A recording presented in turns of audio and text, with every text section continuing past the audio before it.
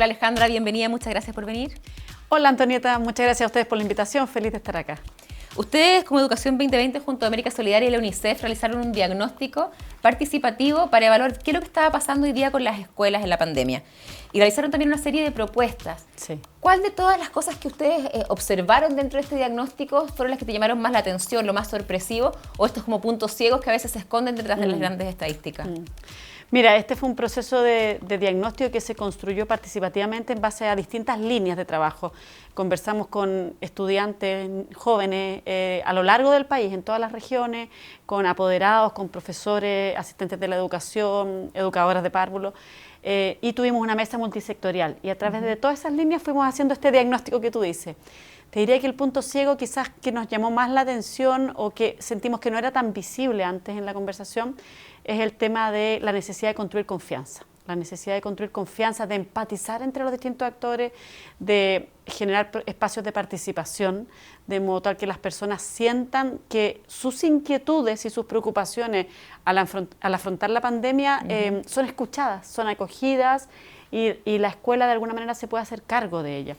No te digo hacerse cargo para resolverlas todas, pero sí al menos para que las entiendan y me las recojan, ¿no? Y probablemente debe haber sido como algo que estaba desde antes de la pandemia, esta falta de confianza, ¿no? Sí. ¿O se ha agudizado? Yo te diría que se ha agudizado, porque, bueno, por algo bien más o menos natural, y quizás todas las personas que nos van a escuchar van a entenderlo también, que es que cuando estamos en situaciones de incertidumbre, como las que genera la pandemia, de alguna manera nuestros niveles de tolerancia a lo incierto, como a esa misma incertidumbre bajan, ¿no?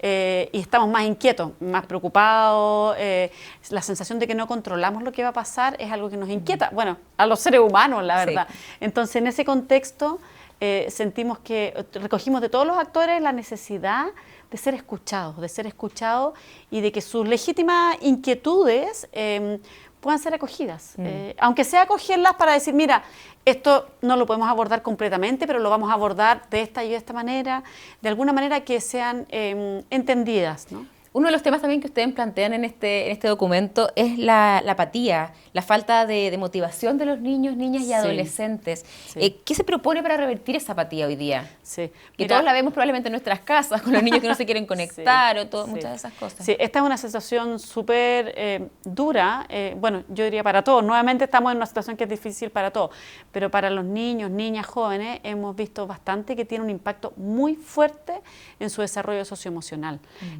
Y eso se traduce en esta falta de motivación, falta de interés por hacer las cosas. Probablemente también hemos visto, y a muchas personas les va a resonar, se ha visto más irritabilidad de parte de los niños. ¿Y qué se propone? Se propone abordar muy explícitamente el tema del desarrollo socioemocional y en ese sentido reforzar el acompañamiento a los establecimientos educacionales y en el fondo como a nivel como más global, darle más énfasis a todo lo que tiene que ver con el desarrollo socioemocional. En ese sentido, la escuela, claro, la escuela tiene un rol súper importante desde la perspectiva de los aprendizajes, quizás los aprendizajes como más clásicos que hemos conocido, ¿no? Lenguaje, matemáticas, ciencia, claro. Pero en este contexto se enfatiza especialmente la importancia de relevar los aprendizajes del ámbito socioemocional. Ustedes también recogen el tema de cómo ha aumentado la brecha, el tema de las conexiones online también, que para muchos es muy complicado porque no tienen internet o no tienen los computadores, el tema socioemocional, el sedentarismo también, que es grave. ¿Creen ustedes que hay falta también, llevamos 1 año y medio de pandemia, hay una falta del Ministerio de Educación para hacerse cargo a tiempo de estos temas? Mira, nosotros creemos que no tan solo el Ministerio, lamentablemente, sino que el gobierno en general ha tenido una actitud como muy como temerosa o muy resistente a ser más decidido en los apoyos que se le dan a los establecimientos educacionales en los distintos ámbitos. Lo hemos visto quizás hasta más en el debate público, el tema de los apoyos, por ejemplo, en términos de situación socioeconómica para las familias, ¿no? El tema del IFE universal, toda esa conversación que ha habido.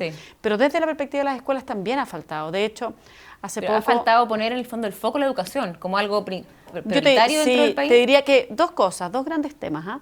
Por un lado, en términos de recursos económicos, el tema, que la escuela pueda organizarse para poder abordar los desafíos que implica la pandemia en términos de elementos de protección personal, en términos de infraestructura, implica costo, eso tiene un costo, ¿no?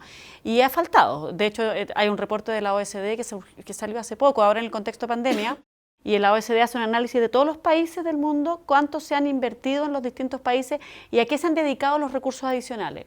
Y hay solo 3 países del mundo que no han dedicado recursos adicionales, y Chile es uno de esos 3 países. Cosa que claramente te da cuenta de que no ha habido una prioridad en términos de ponerle recursos, y eso a nosotros nos parece preocupante. Las autoridades señalan, y probablemente efectivamente eso es así, que se ha permitido flexibilizar el uso de otros recursos. Y sí, eso sin duda puede ser positivo, pero necesitamos más recursos. Y por otro lado, déjame solo para terminar una idea, ¿sí? Y por otro lado, lo otro que ha faltado decisión y priorizar la educación es que en el fondo, no hemos tenido una política en que lo primero que se abra y lo último que se cierra sean las escuelas.